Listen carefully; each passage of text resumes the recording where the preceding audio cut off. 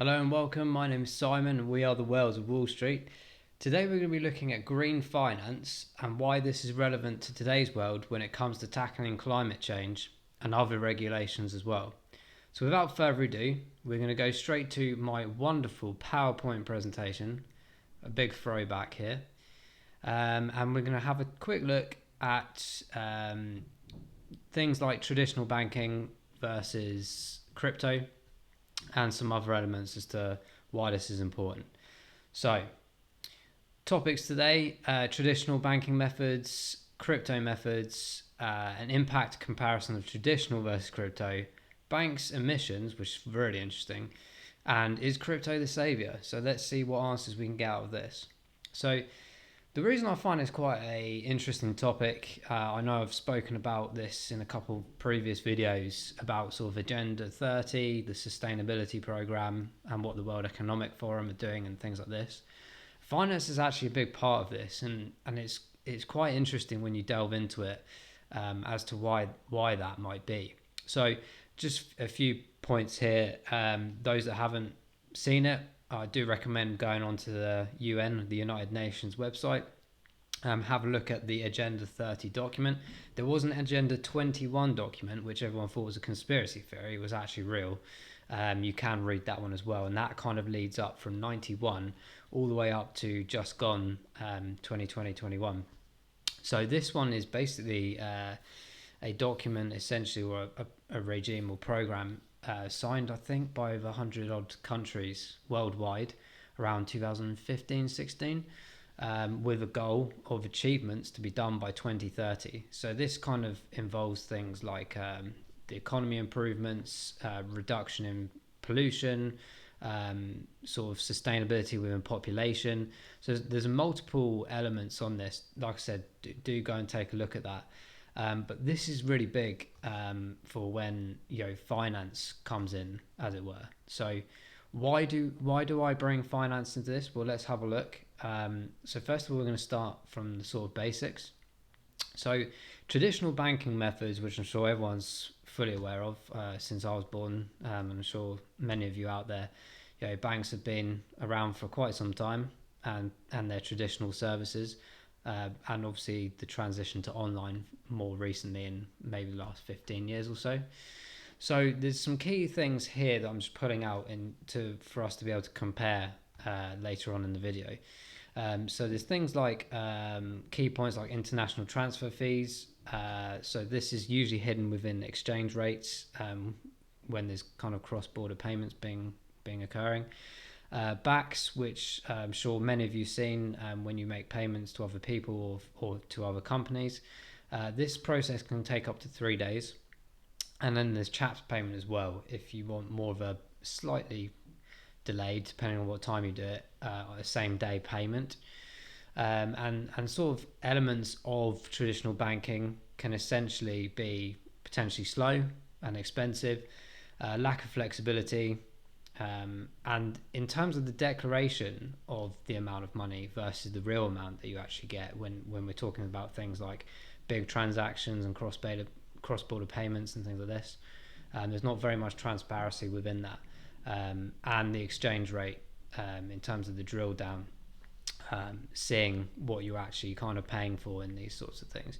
So traditionally from like a consumer level you probably won't see much difference, but actually with things like BACs, Swift payments even, you're actually looking at a process that if I was to send you money, you would see it in your bank immediately, but actually the process behind it can take like 3 to 5 days, which is actually crazy really. But there's a reason why I'm pulling all these specific points here into the conversation, and it will make more sense as we go along. So the crypto methods, in terms of how crypto works and why we think it's going to be more efficient and more effective moving forwards. Of course, we use things like the blockchain technology, hashes. So this is like verifying the authenticity, proof of staking and mining. And we know that many blockchains sort of support various elements and sectors, whether that be enterprise or consumer like you and I, or a hybrid where it might cover both. So a previous video I did was XDC, where we talked about Xinfin blockchain being more of a hybrid solution, and smart contracts. So we'll go into a bit of these in a bit more as it makes sense, tying this all together. And generally, crypto is seen as more fast and efficient method of transacting in terms of currency movements and things like this. Potentially more environmentally friendly. I'll put a question mark on there because that's obviously what this topic's about today. And we're going to debunk a few things and maybe have a kind of conclusion as to whether we think that this is definitely better than the traditional banking methods we have today. And the transparency as well, which we'll go into a bit more detail. So that's the know your customer side of things. And of course, things with like smart contracts and blockchain, it's very identifiable in terms of authenticity and things like that. So I thought I'd put out a few really interesting stats. Now, take some of this with a bit of a pinch of salt because a lot of it is like averaged out and various sources and things like that. So I've just done like a sort of miniature kind of cost comparison or like an efficiency comparison of traditional versus crypto, and I just pull out a few really interesting scenarios here. So just put at the top here, you always see in the news like Bitcoin is the top monster, isn't it, in crypto, of being sort of linked with poor environmental impacts and the lack of efficiency within it. So let's see what we find out here because I actually find it quite interesting. So one Bitcoin transaction actually equates to 1200 kilowatts per hour. What I have done just down here actually is to give you a bit of an information kind of link up here as to what kind of kilowatt. Don't know why I put a P in there, but who knows. But just to set your minds at ease of what this actually kind of like entails. So 10 kilowatts is essentially the equivalent almost of a bag of coal being burned. So we'll keep that in the mind, or the back of the mind, as we go through this.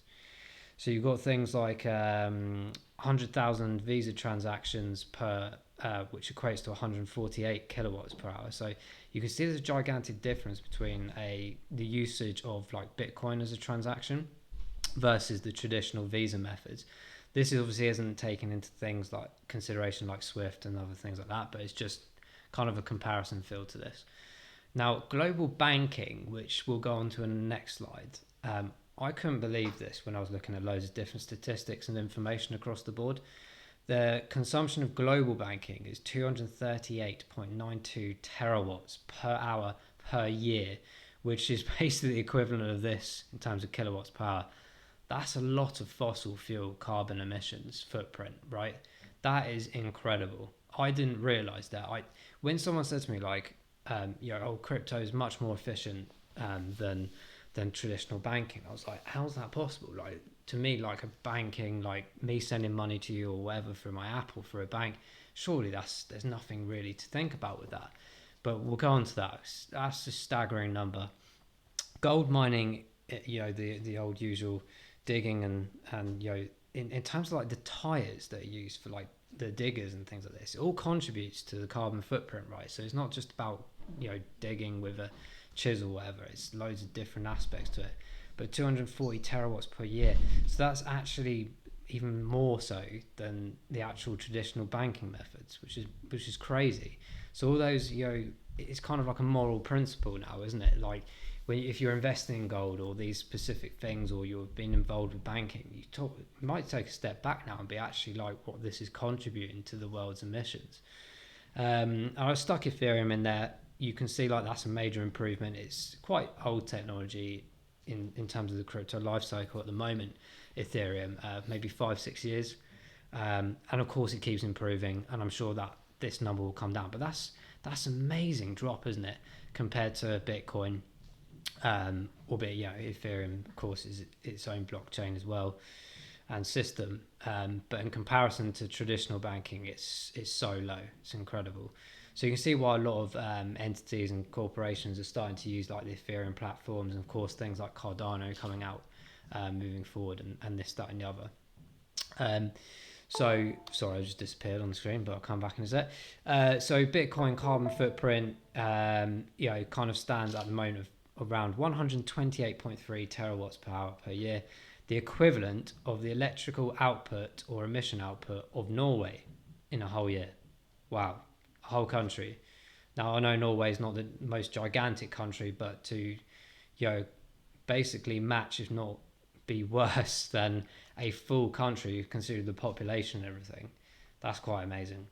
And it's actually the equivalent of 1 million visa transactions. So it's quite crazy to compare those together at the moment.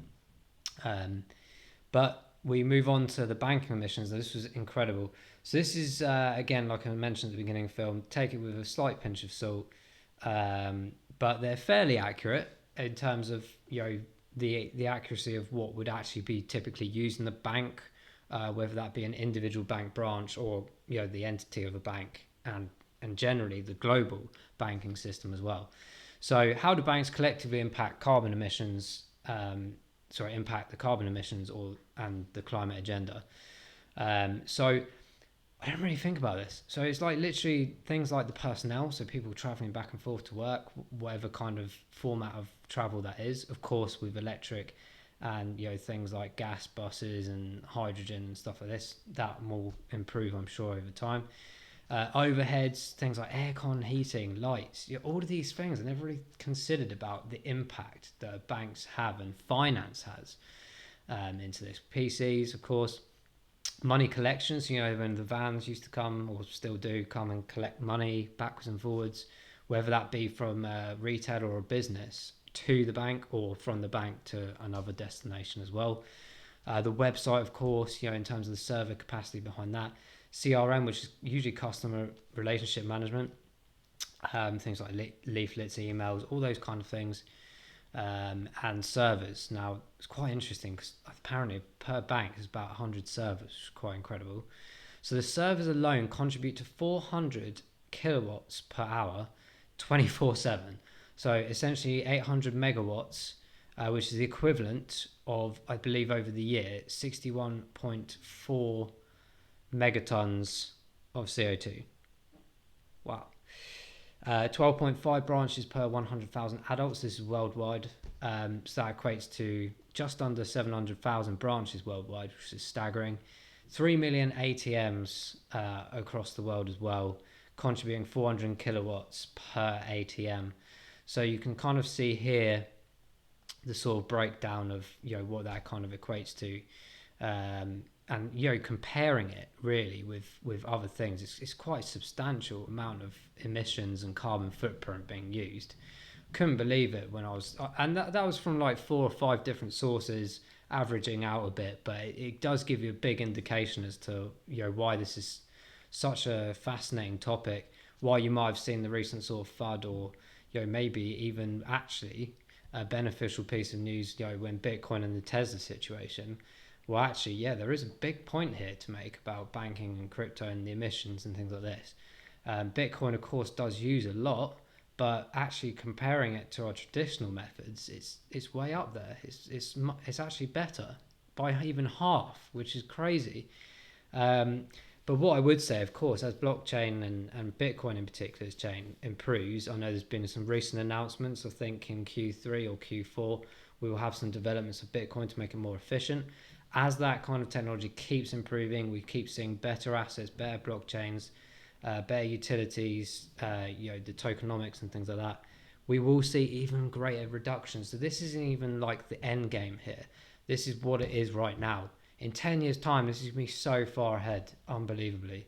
And you can now see why the governments are rushing for this, because you think how much money, not obviously, of course, I'm sure they care about the emissions, right? But I'm pretty sure they're more interested probably in the cost saving across the board, whether that be cross-border payments or in-house in terms of in-country. You can kind of grasp now why this is such an interesting topic. And then finally, I'm just going to end a couple of slides here. So I talked about Cashless Society before, and I always said this in previous videos, and I always say it if you ever met me, this Agenda 30 and everything like this, it all equates to something much bigger than us. We may not ever understand it. We just see things as normal as they progress. I mean, of course, we've seen the last year and many other previous years of different things create some problems, create the solution ready for it so that you can implement that, and then it becomes normal. Yeah. So of course we've seen banks like reduce over time anyway because of the online adoption and things like this, people using banks less, time consumption and things like this. But what's really interesting, of course, is the pandemic has increased the speed at which we are changing these mentalities and the way that we live and the way our lifestyles and the way we do business, the way we do our banking and things like this. So it's very apparent in multiple media outlets of how many branches are closing. And you ask yourself, well, what's that going to lead to? More people going on the app, hence removing cash out of society. You won't be going to your bank to cash in or take cash out. It will simply be all digital, which it has been really for a number of years now, but I'm talking about on a gigantic mass scale involving everyone. So, no disrespect whatsoever, but, a lot of senior people out there were sort of reluctant to not want to use cash. Like they prefer to use cash, and that's absolutely their right to do so and think that way. They've had it for a long time in that capacity, but now they have forced it. The whole Bank of England, the whole agenda situation has forced this cashless society element. Trust me, it's coming, it's bigger than you think, and it will be forced upon us all, and it will be then deemed normal. Trust me. So keep an eye on that for sure. But look at the amount of branches here. By the end of 2021, almost 4,000 branches will have closed. More than 40% of them at a rate of 11 a week. Just the UK. This is data from Which magazine, so check it out. That is phenomenal. Okay.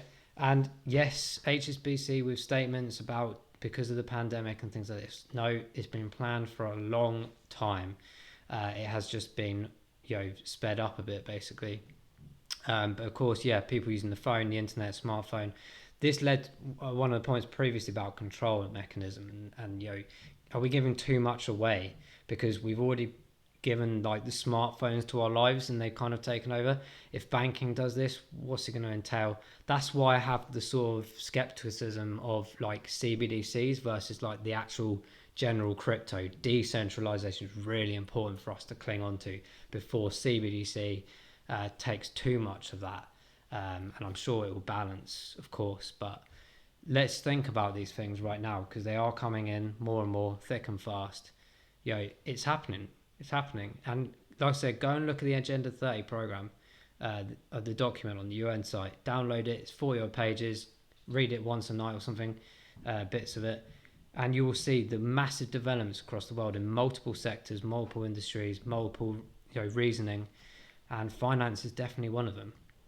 And that kind of leads us really as to why we think crypto is going to be the savior and moving forward going to be the choice for people. Yeah. So you've got the proof of staking, which I'm sure Bitcoin will go down as well. And I think we looked at that, in Q3, Q4 of that potentially happening. So that's basically like creating the blocks instead of mining. So Bitcoin mining is obviously a big topic, in terms of, consumption and things like that and reducing energy. So of course that reduces the hashes, reducing the energy consumption. Smart contracts was a massive thing. The good advantages that come with smart contracts, of course, the removal of overheads compared to the traditional side, personnel, speedier, we're talking about seconds rather than minutes or days, creates transparency because of course with blockchain you do have the ability to be open, so we remove potential financial crime, money laundering, tax evasion and things like that. Transactional speeds and the mass of them increases as well. Mass reduction in the energy consumption is obviously what this topic's been largely about. Fits the agenda that we've talked about as well, and the World Economic Forum's goals and what it wants to achieve, and the know your customer element, which kind of ties in with the smart contracts of knowing who you're dealing with, being able to see the transparency, the exact transactional numbers, with exception of if you've got an enterprise chain. Of course, some data needs to be sort of withheld for and that would be regulated, of course, in the appropriate manners. And of course, the improvement of cross-border payments, so the reduction of fees. I could send someone across the world a load of crypto and it would cost me next to nothing versus the £5,000 fines potentially of substantial amounts going across. But linking it back with smart contracts and things like that, we do of course see the big advantages of that, and not worrying about money laundering things because it's already there, transparent. And a little table there as well, which I pulled up before. You can just see a very quick overview. I've said about XTC, Ripple are similar, XLM are very similar, but it's happening. There's more and more improvements. You think how old Bitcoin and Ethereum are now, and all these new players are coming out with already got standardizations, regulations, fighting lawsuits for regulation, and they have an absolute gem inside them of the ability to transact obscene amount of transactions per second, and of course the major thing, the reduction or as little as possible, in fact maybe even net zero in some cases in terms of the energy consumption for the transactions. So guys, I think that's quite interesting topic. Like I said, please do your own research as well. I'd be really interested to see what you guys find. Leave some comments below. What do you think about the environmental impacts of crypto and the traditional banking system? And anything else as well that you want me to discuss in future videos. But there might be some information that I've just presented there that you might think is out a bit skewed or incorrect. Please do let me know. But that was taken from multiple sources, and like I said, it's a fascinating topic and one that won't go away. Cashless is here to stay, as they say. So guys, hope you've enjoyed it. Please do like and subscribe the video, and please do press the little bell button next to subscribe if you haven't done so already. That makes sure that you get to see all my wonderful videos as they come out. You will get to meet Steve soon eventually. He's been pretty occupied. He's the other whale on my little boat down there, but yeah, he'll come along very soon, I promise. So you won't have to just look at me all the time, as much as I'm sure you enjoy that. But yeah, hope you've enjoyed it, guys, and we will see you on the moon. Take care.